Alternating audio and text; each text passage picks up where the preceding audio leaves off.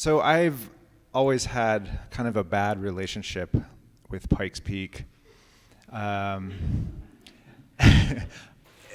close. From afar, we get along fine, and I've always enjoyed that view, which is has been ingrained in my brain since childhood, and I feel very weird when I can't look up from any point and see it to sort of find my way. But when I get on the mountain, things start to go wrong. Just the other day, I went up mushrooming with my friend John Spengler, who I was hoping was going to come tell a story tonight, because he's been on that peak more than just about, well, probably not as much as you, Tini. But we went up mushrooming. It was a beautiful day, and we had planned to catch the train down from near Bar Camp. And we had done some trail clearing, cutting out some logs and things. And when we got to Bar Camp, we heard the whistle of the train on the top of the peak, which means it's going to start coming down. And John looks at us and he says, "Well, if we run, we can catch it." And we all said, "No, we'll just get the next one." And John, so we sat around for a little while and rested, and John managed to get a cell signal and called, and then he found out the next two trains didn't have any room on them. So we said, "That's fine, we'll just hike down." And of course we started hiking down. It started dumping rain, and it turned out to be another 6 miles all downhill, and that was to be expected for me.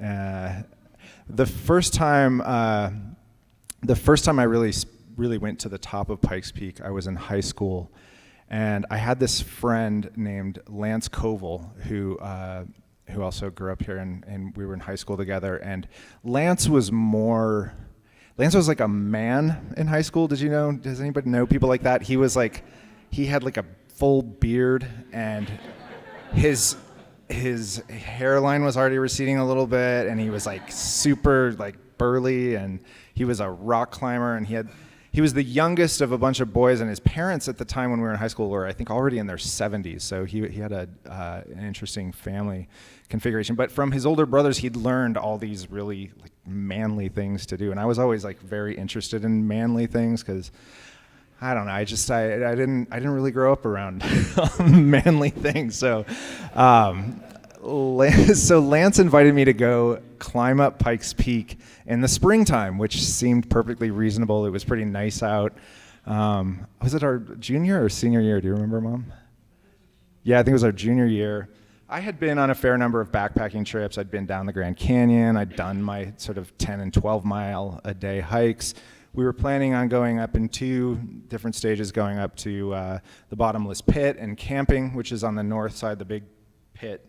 And then we were going to climb the Waikular, which is that sort of Y-shaped thing, if you're coming down from Denver, that you see that goes up to the top. And I was nervous because we were, going to rope up and put on crampons, and I had to get like, special boots and all these different things. But Lance was like he was like a dad, even though we were the same age. So we hiked up. First day was beautiful. We hiked up to Bar Camp, which, as you know, it's about 6 miles, and it was fairly strenuous, but no big deal. And right as we got to Bar Camp, the clouds started rolling in, as they often do in the afternoon, and it started to rain. But then it got cold really quickly, and it started to not hail, but to ice. It was like shards of ice began falling out of the sky, and we very quickly made our way over to the bottomless pit, set up our tent, and Lance's tent. Lance set up his tent, and I got in it. Lance got out his cook stove, and he had this tent that had like a ventilated cooking situation. And he started to heat up some water. And so we got in the tent and we got hammered by this ice storm. And it just went on and on. And it lasted for 24 hours, pretty much from it was a little less than that. It was. I think we got up there about 1 p.m, and it lasted until the next morning. It's really hard to sleep when you go to bed at 1 p.m. So we just sort of huddled in there, drank water, cooked food, and then finally the next morning, the skies cleared. I was nervous, but I was with Lance. I trusted Lance. And so the skies cleared, and we got up early that morning, and we went to hike the Waikular. And now everything so we put on our crampons, and or no, we didn't do that. Anyway, so we went to climb this, and Lance roped up to me, and I had been rock climbing with him a bunch of times before, and I had this idea that he was going to somehow be putting in like pieces of protection so that if we slid or fell or something that we would be safe. But really, we were just tied together, and I was like, well, what happens if you fall? Then I guess I'm going down with you, and vice versa. And he was like, yeah, pretty much. So we started going up the Waikular, which looks, I guess it looks a lot steeper than it was, and I was happy that it wasn't as steep as it was, but this ice storm had created a crust over the top, and so Lance expressed some concern about an avalanche, which of course didn't stop us from proceeding. And so anyway, the air was thin. I had never summited Pikes Peak before, but we, step by step, we plodded along, just sweating. It started getting warm. The crust of ice was starting to kind of melt, and I think it took us about 2 hours, and we finally climbed over the top of the ridge at the summit, and it turned out to be the very first day that the donut shop on Pikes Peak was open for the season. And so we went inside to refill our water bottles and got a donut. And then we slid on our butts all the way back down to our camp at the bottomless pit, packed up, and walked back home down the cog railway tracks. And that was before the cog went up the mountain year-round, as it does now. So that is my anticlimactic first story. My second story is about another fateful time on the peak. For a couple of summers, or was it just one, Tini? It was one. Right, the one and once in a while. So Tini Campbell is going to come up and speak in a little bit. For some reason, hired me to be a bicycle guide for her company, Challenge Unlimited, Pikes Peak by Bike. And I think it was in between the summers, between my freshman and sophomore year, or sophomore, I don't know what it was. It was one of those summers in college.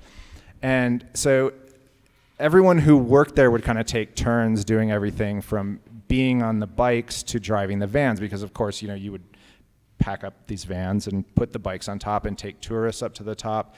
And then a guide had to be on a bike in front of the group, and a guide had to be on a bike in the back of the group, and then there had to be a van in the front and a van in the back. And so everybody would kind of rotate. And of course, all of us being totally lazy bums, we all wanted to be in the van. And so the other part of the culture of Tini's outfit at the time was to stay up really late partying all night, and then not go to sleep, but just go straight to work and take these tourists up the hill.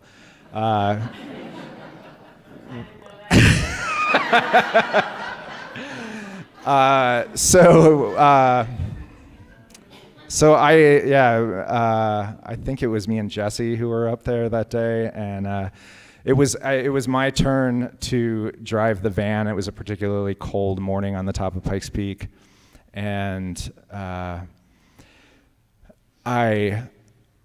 got in the van. I was really tired, but everything, we were always tired, and we were young, and I was sober. I'm sure of that. Yeah. And so we unload all the tourists. It was a particularly big group, and it was a particularly slow group once they got started. And sometimes there were people who really had only been on bikes a couple of times before in their lives who would decide for some reason that riding down Pikes Peak was a good idea. Tini's seen those before. So I climbed in and I was driving the van, and I noticed the group was going slow, so I would stop and then I would kind of see them coming in the rearview mirror, and I was in the front van, and we were going past. It was just before Devil's Playground, where it's particularly windy and lots of really steep drop-offs on one or the other side of the road. And the next thing I remember is waking up in the ditch on the side of the road that wasn't the cliff. I had just fallen asleep at the wheel, and I woke up with the sound of the axle scraping the edge of it. Tini's still mad at me, me telling this story. She's still, this is how, yes. And again, yeah, this is like 20 years ago, I think. 20, it's hard to believe it was 20 years. So I woke up with this sudden start, and I realized that I had narrowly escaped with my life. If I had gone off the other side, I would be dead.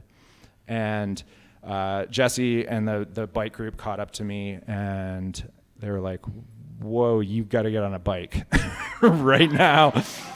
They called the Peak Patrol, and the Peak Patrol came and pulled the van right out of the ditch, and nobody told Tini about that for an entire year, at which point I was no longer an employee. And I'm going to let Tini tell the rest of that story. Thank you very much. Thank you. Noel Black.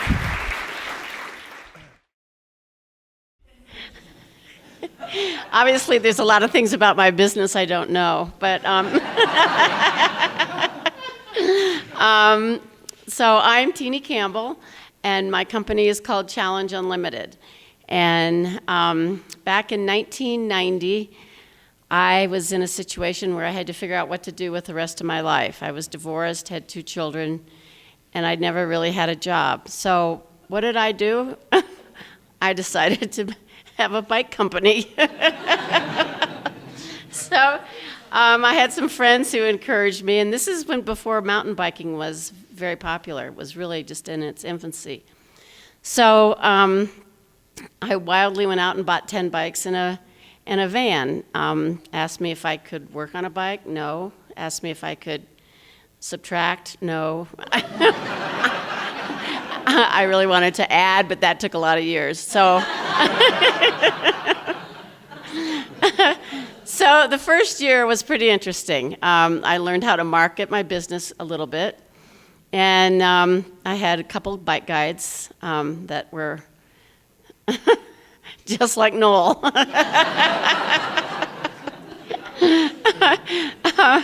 So the first year things were a little rough, but I did get some business, not a lot.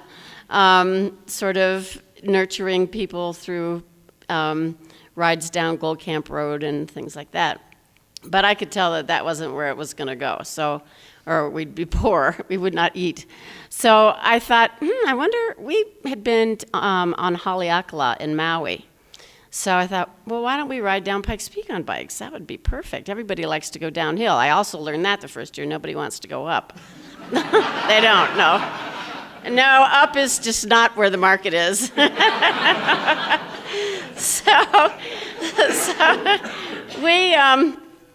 So I thought, well, that's a great idea. Why don't people bike on Pikes Peak? And then I found out that they didn't allow bikes.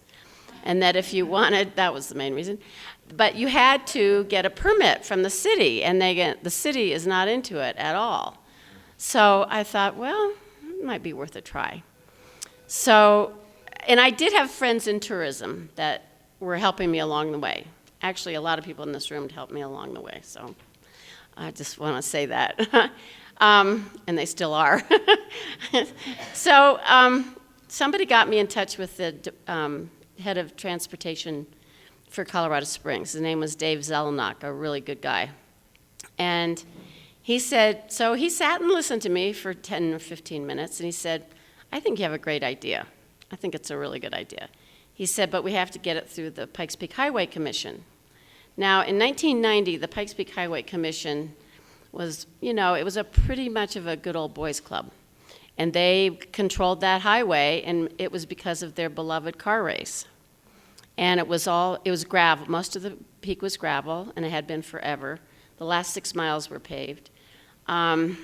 So he said, but you're going to have to present your idea, and then we'll go from there. We'll see how that works. So I was a wreck. I was a nervous wreck. So I went before this committee, and I told them where I'd been. And in the meantime, I'd been traveling, all over the world, really, with groups. So I was pretty well versed in how to take people from one place to the next. I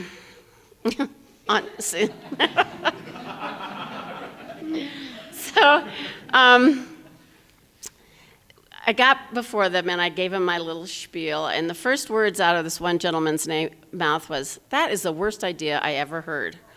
So I was about to cry. And they were just chit-chatting among them, and I went, oh, this is not going anywhere. And Dave Zelenak stood up for him, and he said, I just don't think we can say no to her unless we give it a try. So he sort of got me aside and said, so this is what you do. You pick out a date. You're going to ask every member in this government of Colorado Springs to go biking down Pikes Peak with you. And we're going to get the highway to allow you to do it, and we're going to just see what they think. Because nobody had really done it before. So, sure enough, June 1st, 1991, we took half of the city administration down Pikes Peak on a bike. And we really didn't know what we were doing because they wouldn't let me practice because of the insurance. So we really didn't know what we were doing. And of course, all the people that were the bike guys didn't know what they were doing either, but it didn't matter. It didn't stop us. We got them all up there, and there was tons of snow. In fact, I'm going to show you this photograph. This was the summit on June 1st of 1990. Still quite a bit of snow up there. And this was the whole crew. So sure enough, we started, and the weather was not good. Oh, I'm sorry. So, yeah. So, we start down and nobody crashes and everybody's having a great time. And we get down to the bottom and they said, this is great. We're going to do whatever we can to get you the permit. And it was mainly the economic development that sort of put pressure on the highway to let it open to biking. So that was our beginning, and it took us that summer to sort of get organized. Now I still to this day do not know why I'm here or how I ever got here. It was all a miracle. It was a total miracle. But I had traveled a lot in the third world, and I was always amazed at how hard it was for women. And I had done several Himalayan treks and had taken groups with me. And, the pecking order there was, it was the men, yaks, and then the women. And that's pretty much how it went. Really. So I decided, if I can't do a business in this country, you're never going to do it. We do live in the land of opportunity. So I just wanted to put that in there because that was one of my motivations. And then plus I was pretty athletic, was a triathlete and had run marathons, and I just wanted somewhere to put all that energy, I guess. So then I found that it was really hard work. So, we included a breakfast and lunch. So I was up at 3 a.m. making some sort of a breakfast and baking chicken wings and, getting everything together in the cooler, making sure the bikes were ready, And we literally did not know what we were doing. We didn't. But we managed to get through the first season, and we actually had a little business, not a lot. So everyone kept saying, well, don't feel badly about it. You know, it takes 5 years to build a business. I went, oh, I'm going to have this knocked out in 2 years.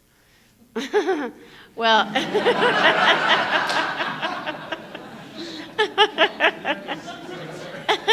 so, well, we learned some of the things I was thinking about this, I haven't thought about it in a long time, it's 24 years. They had all these regulations for us. And one was that we had to have a cell phone. Well, in 1990, I don't know if you remember, but cell phones were just coming out too, just like mountain bikes.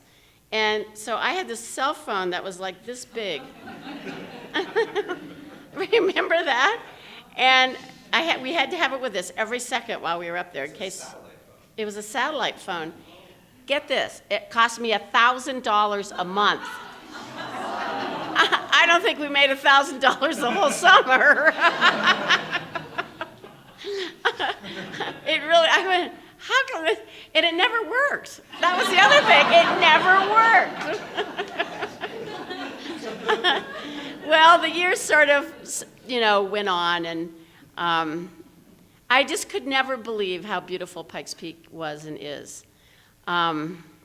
Every day to be up there at 8 o'clock in the morning before there's anybody else up there. It's just, still when I go up there, I go, this is really beautiful. And this was really a good idea. It really was a good idea. You do make a difference in people's lives. You do. The things that you see up there are first of all, the weather. You never know what the weather's going to do. So that first summer, we had some little clothing for people, but we didn't realize what could happen up there. In an instant, you can go from 50 degrees to 10 with heavy winds and snows and icy roads. One year we got stuck on the summit in a hailstorm. We never got off the summit, and we were in about 6 to 10 inches of hail. So we sat up there for 6 hours while they plowed the road. This is in the middle of summer. So that's just some of the things that we think about every day. So as the years wore on, I got a little better at subtracting. But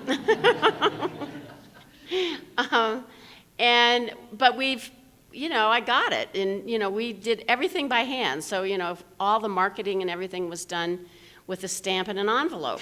You did it all by hand. Of course, now everything's on the computer, so it's a lot easier.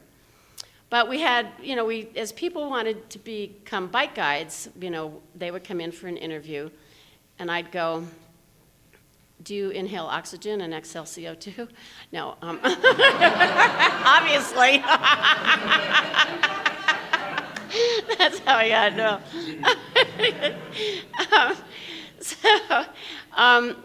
So anyway, I learned the questions and the answers that I expected from people who wanted to be a bike guide. So first of all, never hire a philosophy major.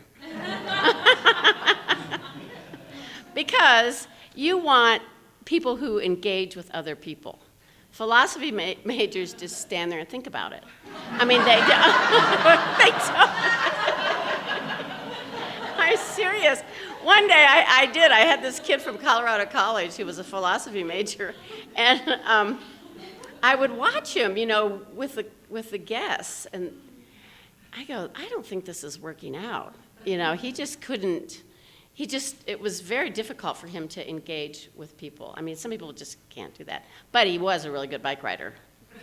So anyway, we find out is like low on the totem pole of attributes you want with your bike guides. You want them to babysit, and you want them to engage with people. It's all a personality thing. But I said, do you have a hard time engaging with other people?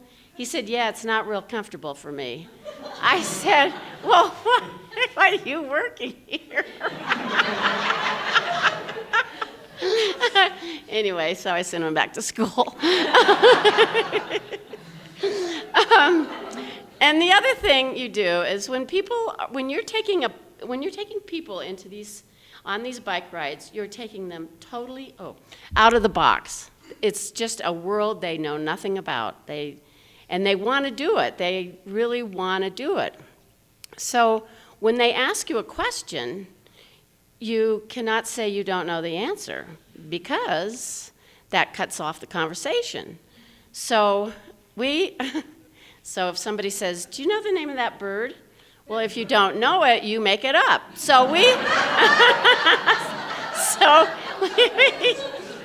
so everything was either a Pikes Peak blue-chested, sparrow, or it was and everybody got really good at it. I mean, we had all these species, and they'll ask you all these different questions, and we used to just make stuff up all the time. And now we can't do it because they'll all be in the back of the van with their smartphones, checking our answers.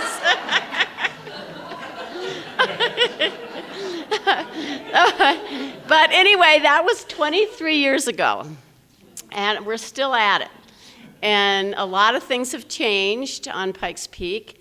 They have paved the entire highway. It took 10 years, and it literally was like building the pyramids. It really was. It was amazing how long it took. And one of the problems, and people don't think about this, but up at the top, they had to, they had to prepare the top part, and there were only 2 weeks in the whole summer when it doesn't freeze, so they could lay the asphalt. So if they can't get the road prepared in time for that 2 week, then they have to wait for another year. So it really took a long, long, long time to have that happen.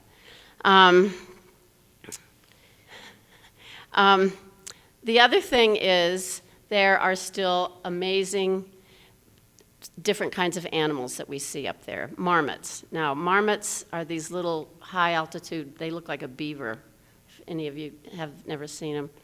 So we named them. We had names for all the marmots, and now we're into about the 50th generation of Nelson is our favorite one. Remember Nelson?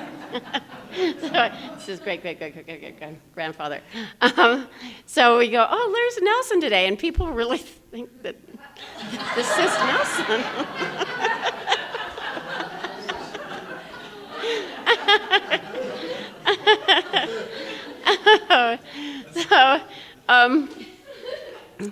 I think the other thing, the equipment has changed quite a bit. So back in the old days, we had the old kind of brakes, so the manual brakes, and now everything are disc brakes. And they are very efficient, except they only last for 3 rides down Pikes Peak, and they're $10 a pair.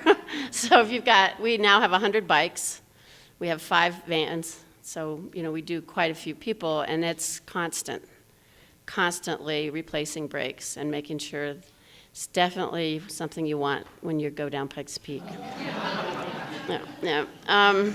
Now we've had a few accidents. The very first accident we had was a wedding party.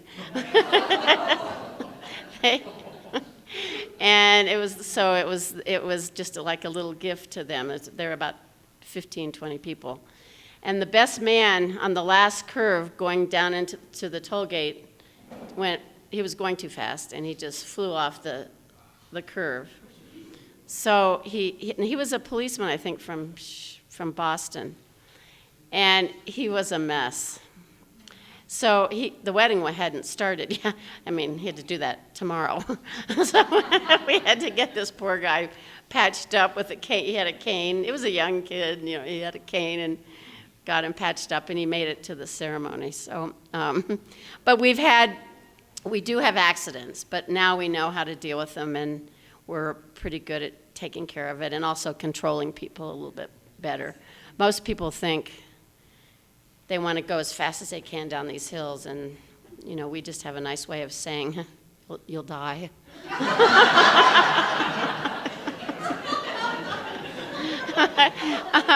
And we did have a fatal accident, but a guy had a heart attack. It wasn't He didn't go flying off the side, but he did have a heart attack, and that was back in 1995. Other than that, Mrs. Lincoln, how was the play? I'm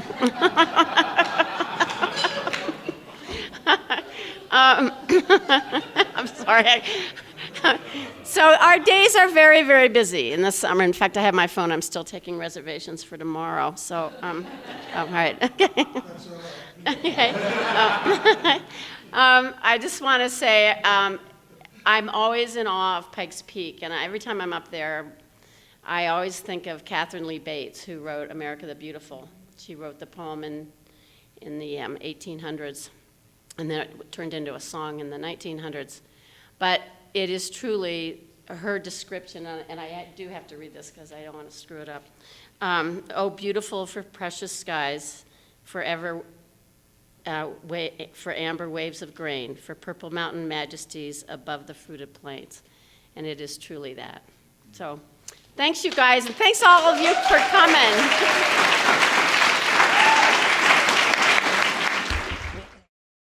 I have often marveled at how people are able to push themselves to extreme limits. I have never understood how people have been able to push themselves to those limits until I'd been in Colorado for just a short bit. I would often drive down this strip of road, and I'd look off to the left, and I would see this scar that looked like it would disappear into the sky. Each time I drove past it, I would think, one day I'm going to learn its secrets. I was coming up to the base of this scar, and I saw a husband and wife team standing there trying to decide if they wanted to investigate this scar also. I should have known better when I started walking up this scar, and they didn't follow me. I should have turned around and walked the other way. This scar is known as the Manitou Incline, or to the local simply as the Incline.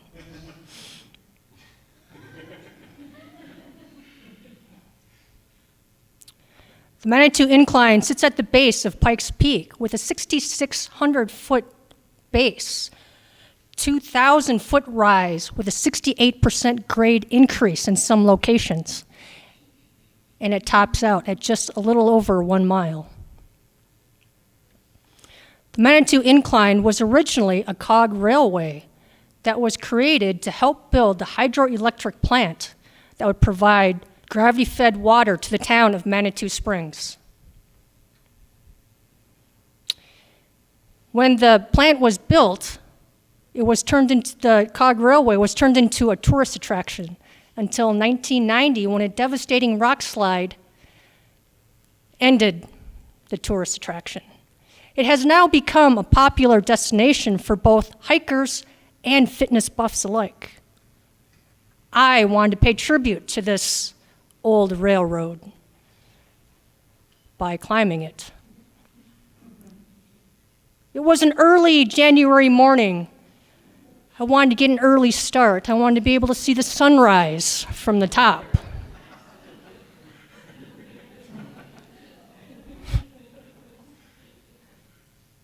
It was cold enough for me to be able to see my breath, so I dressed in layers. And as I started walking, I was starting to feel a little heated up, so I took off my jacket. And I hadn't been too far into it when, are those two grandmas passing me?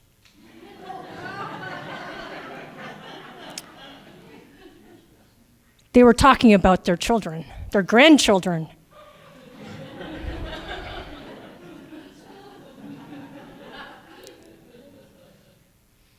Then I walked a little bit further, and off to my left, I saw an old man with a gray beard and a walking stick.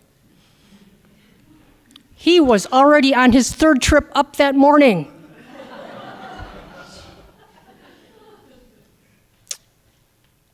This is really weird. I think I'm young, I'm fit. In fact, I'm a soldier. This shouldn't be happening to me. To make matters worse, was a gentleman who passed me with his dog. The dog would take a couple steps, turn around, and look at me.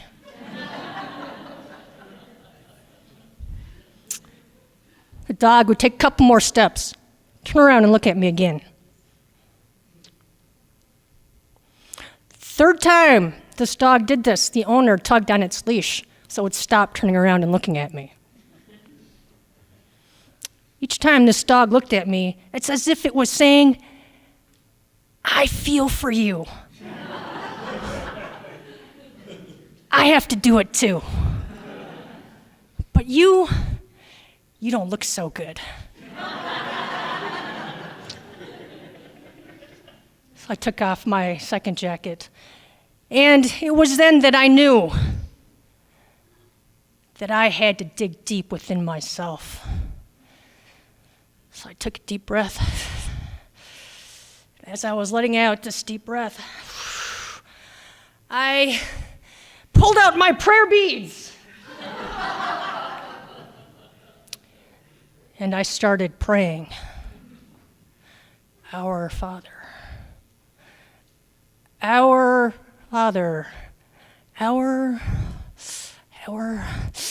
altitude and the lack of oxygen was getting to my brain, and I couldn't remember the words to this prayer.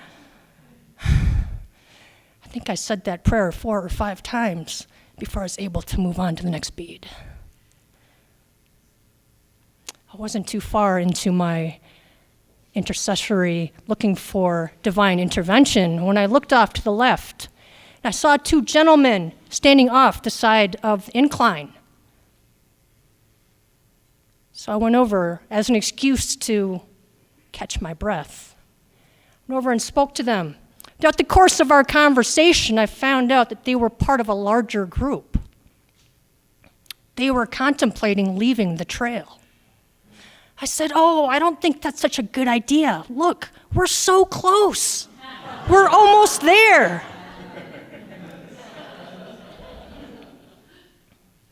And besides, your group has already gone ahead, and they're going to know that you never made it to the top, and you'll never be able to live it down. They decided it's probably a good idea since they were able to see the top from there. So the 3 of us started off again, and they went on ahead of me. And as I was getting closer, I was getting really excited. And I took a shot of oxygen in a can that they were selling at the base before I started off to get a little extra adrenaline. And once I reached the top, I was getting so excited. And I found out this was not the top. This is what is known as the false finish. It had been mocking me the entire time I was trying to get to it. And then I turned around and I was contemplating going back to that location where I saw those 2 gentlemen about to leave the trail. And then I saw them. They looked like 2 little dots about a 1/4 mile up. That's all that was left. So I decided to continue on with the trail. I'd like to tell you how many people I passed along the way as I was climbing.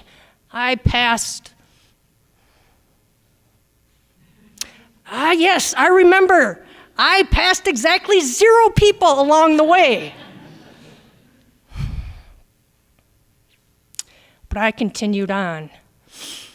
And when I was just about ready to feel like I wasn't going to go any further, I saw a ring of people around the top. And they were cheering, and they were clapping for me. They didn't know who I was, but they knew exactly what I was going through. And I could hear them cheering. You can do it. You're almost there. Don't give up. You're almost at the top. Come on, you can do it, Martha. You can do it. Wait a minute. My name's not Martha.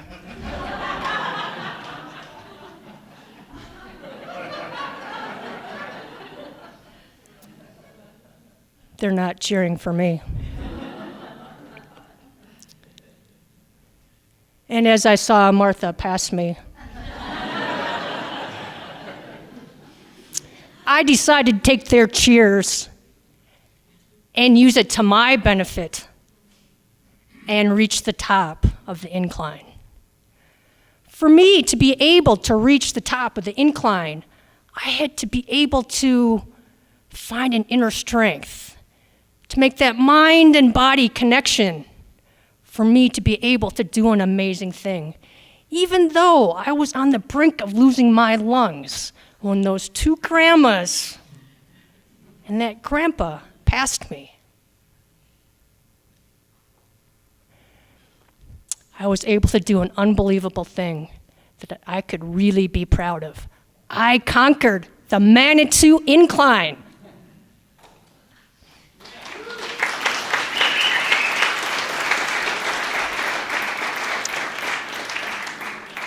People don't climb it because it's easy. They climb it because it's hard. Now each time when I drive down this strip and I see this scar off in the distance, I can say, I know your secrets, and I have conquered you. Thank you. Thanks, Mikki. Let's hear it one more time for Mikki. Hey, I'm going to get a new hip the 27th, and I can bike up Pikes Peak maybe. I don't know. But that's just too steep for me, so I'm going to tell you a couple of poems. I headed for the prairie for a 5-year stint as a rural mail carrier. So I'll give you a couple of poems, one in story form that I got from that 5-year period out by Fowler, Colorado. First one is called Transcendent Roadkill.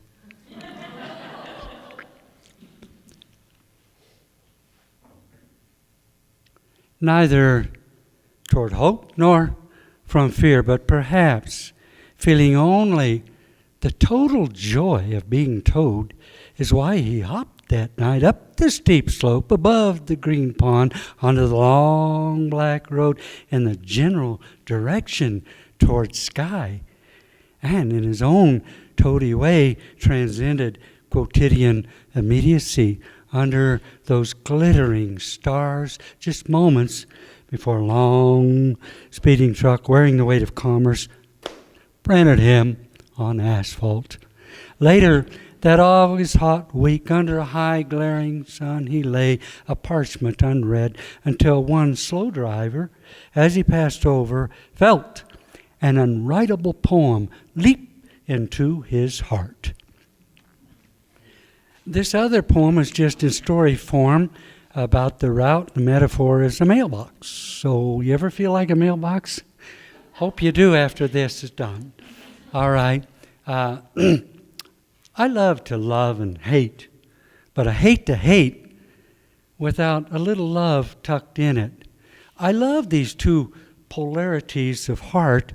They push and pull toward meaning, toward message, toward art. And I hate congested spaces, but I love the search for spacious places, a minimum of prairie wide, that seem to be half as long as time, just large enough to yield a little truth. And so it was. For love and hate, I dared take on a winding rural postal route just southwest of Fowler in southeastern Colorado near the high plains of my teens. My competent trainer, Lundy, very early warned me of subtle hazards all along their way. Those sharp gray shale shards when crossing Red Top Ranch that can stab your tires flat. Multiple U-turns along Highway 50, like the one to Service Box 3690 adjacent to a cemetery. Is there a message here? With any amount of driving, we hate the thought of dying in some messy, surprise, head-on collision. But I love having early on collided head-on with a meadowlark song, which any poet could and should tell you can cause massive, serious, interminable good. I love and hate that meandering rural route teaching me capriciously what worms and wings are all about. I love insatiably to voraciously consume those long, delicious miles of country miles.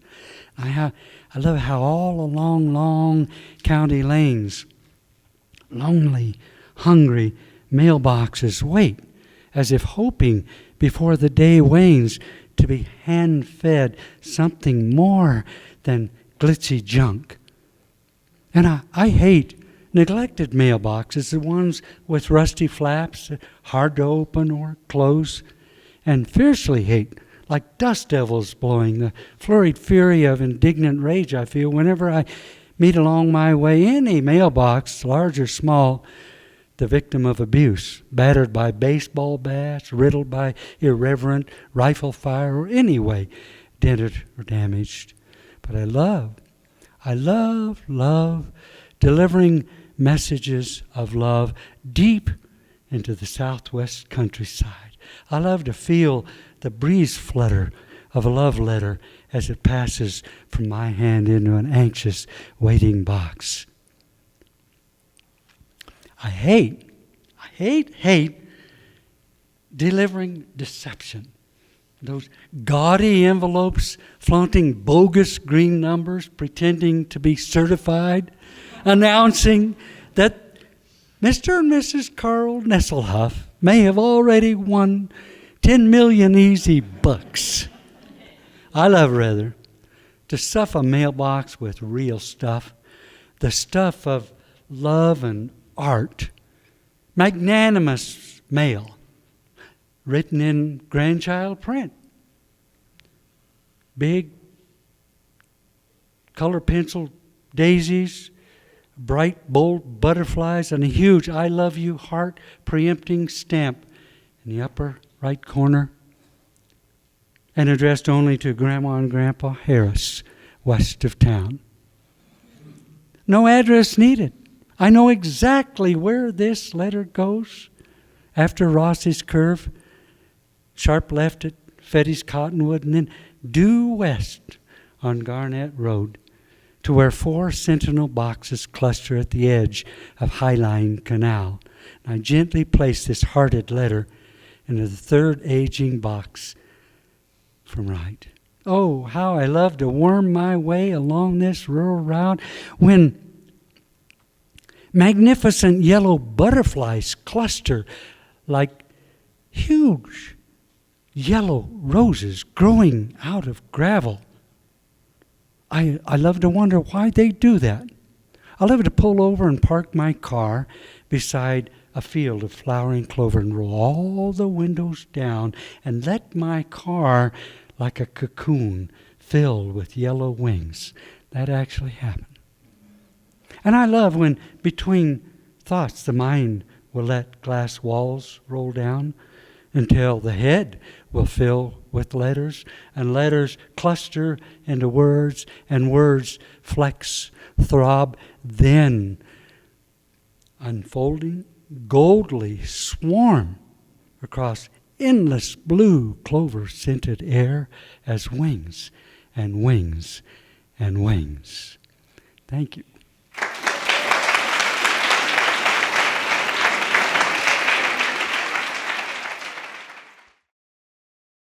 Thank you.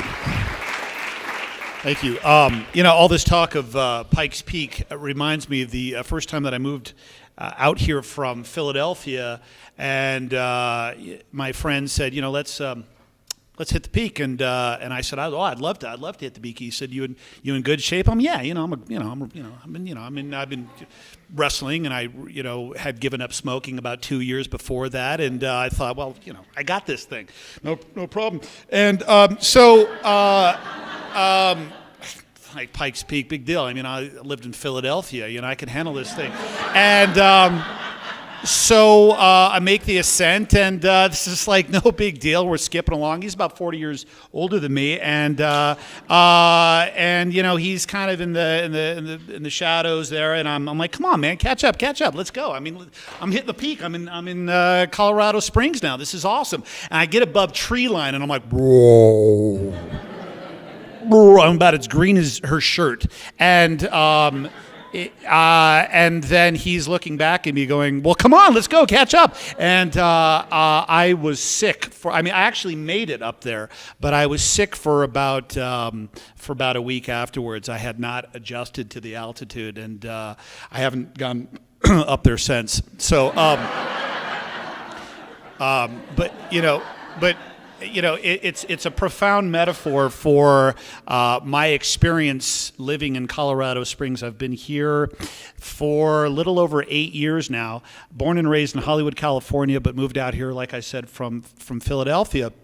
But it's funny, as I'm saying this, I'm remembering what it was like going up to the top of Pikes Peak, and I think Noel had said that it was so surreal. I felt like Castaway. I'm like climbing up this thing, and I'm finally getting up to the edge, and there's a freaking donut shop, and it was very, very odd. And I tried having one, but it didn't work. But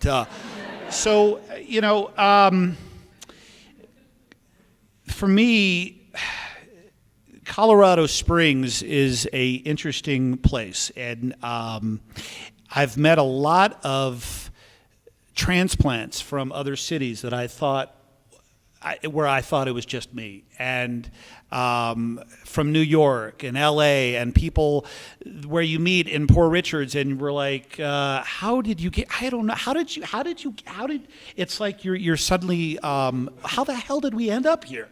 And that's Colorado Springs for me, and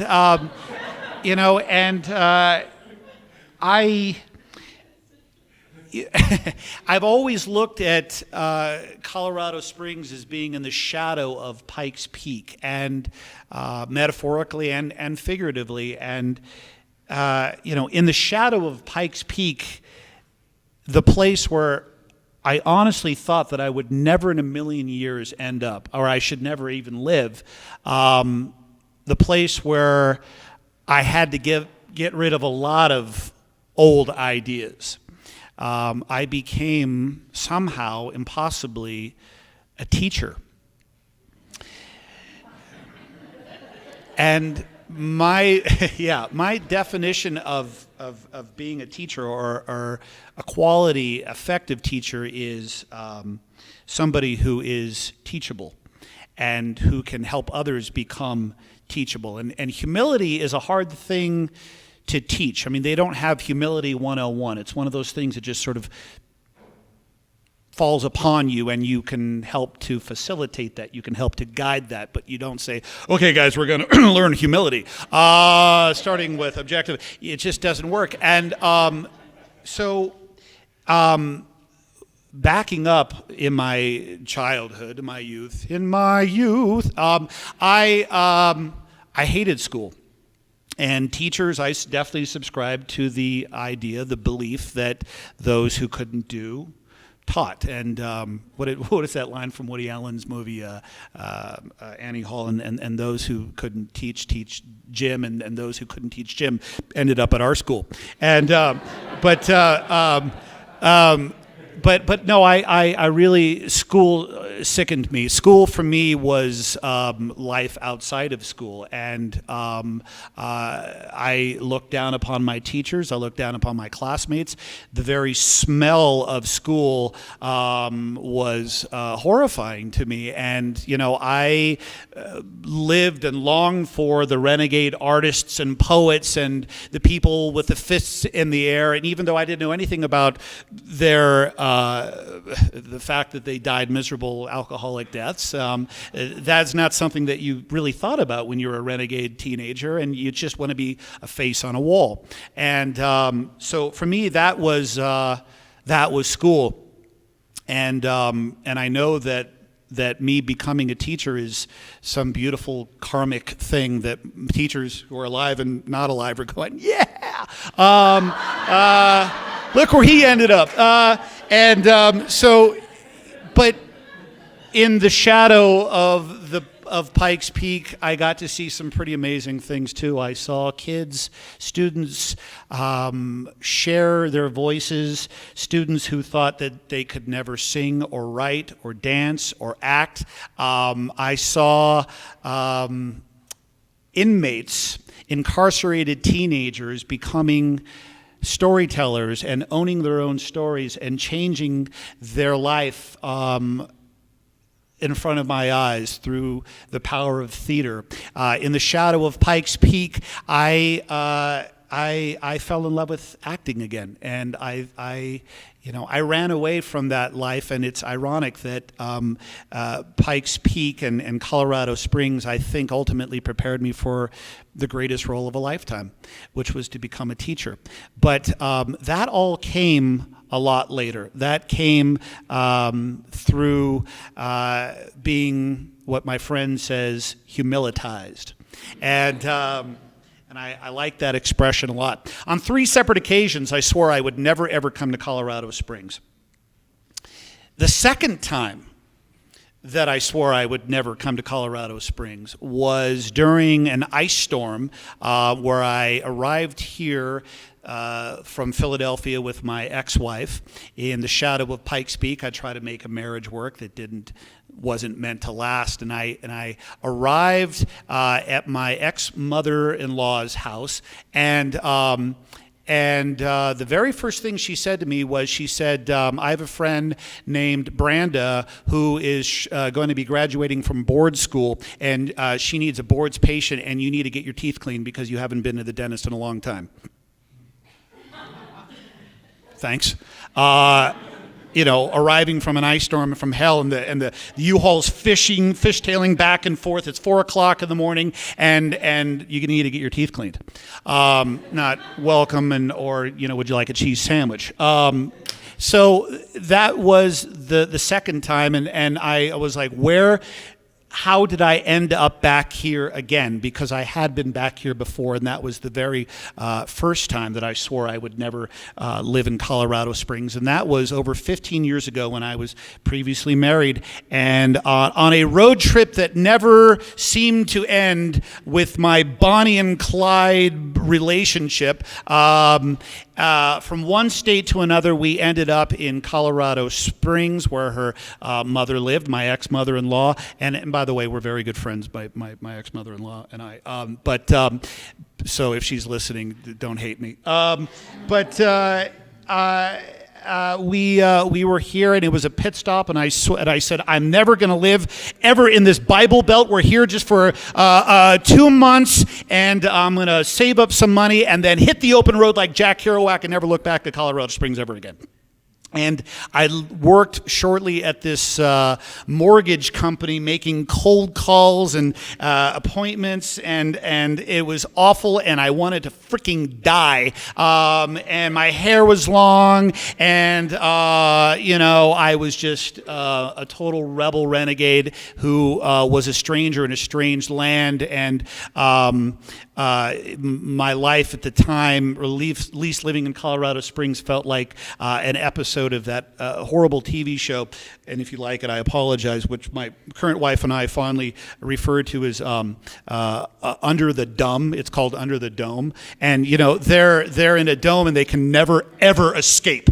They're in this big plastic world, and that's what it felt like to me. And then there was one man who befriended me in this place, this approval mortgage company, where I was cold calling and trying to save up enough money to hit the open road.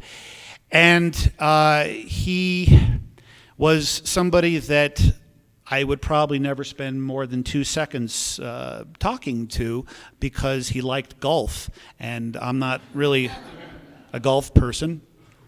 But I ended up becoming really good friends with this guy, and we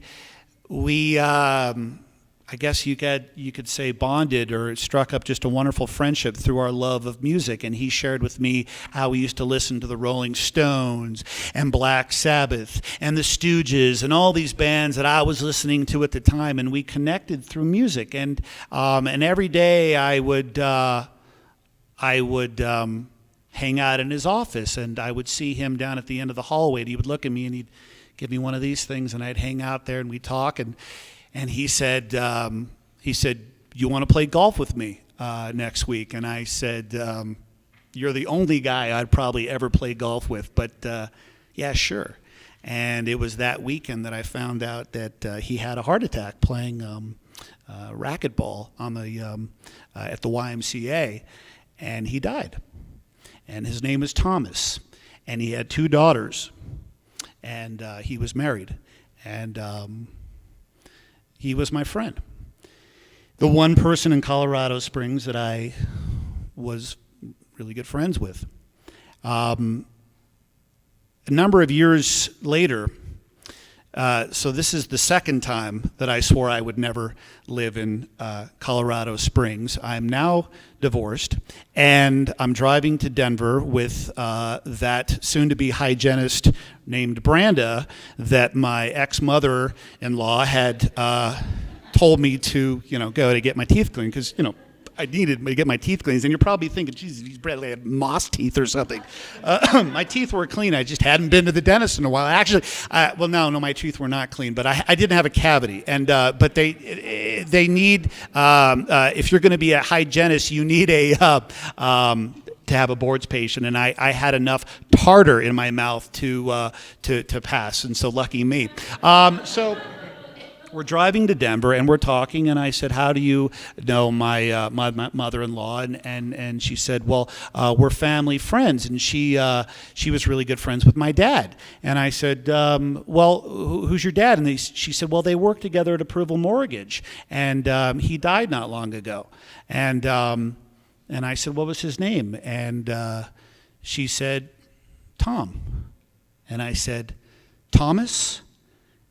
And she said, yeah.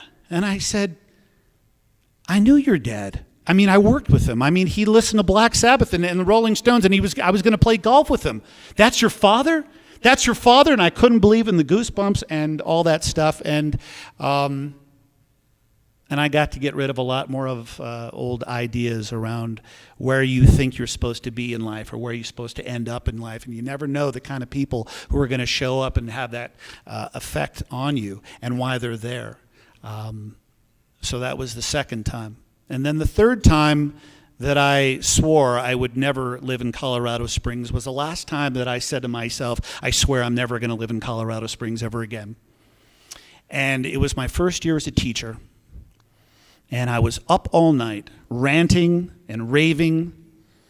Why the hell am I a teacher? I should be over there, far away over there. I should be I need to go back to New York City. I need to go back to Broadway. I got to be an actor. I got to glittering lights and all that stuff. I'm here in the wasteland. I feel like Groundhog Day or something. It's every single day. Nothing's changing. This is a nightmare. I hate teaching. I hate everything. I hate the smell of the schools and the hallways and these kids who think they could sing. They're out of tune and they're whining and and they're little and they smell and the room smells like one giant fart and I was just going on this rant, this litany of my God, why me? I mean, I'm up all night. I got to get out of teaching. It was a mistake. I need to leave.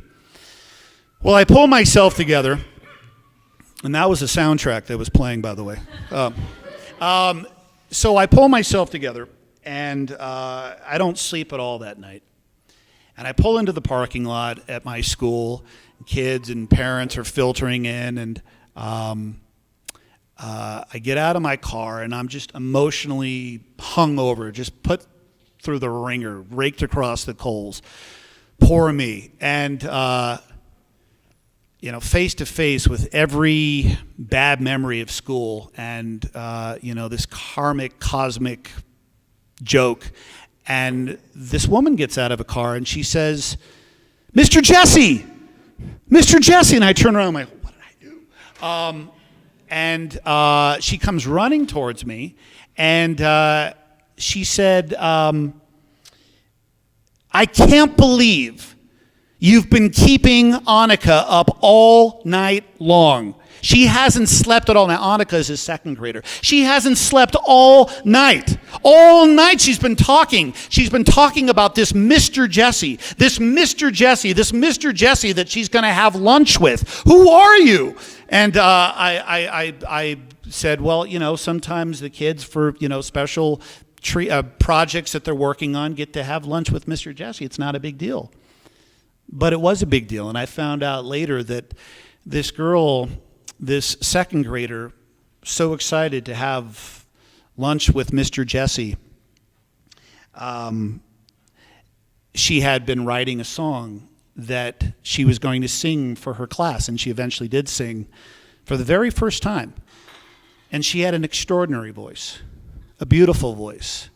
And this was an original song that she'd written, and she'd had enough courage to stand in front of the class and then the entire school later to share her wonderful, beautiful voice. But I didn't know that now.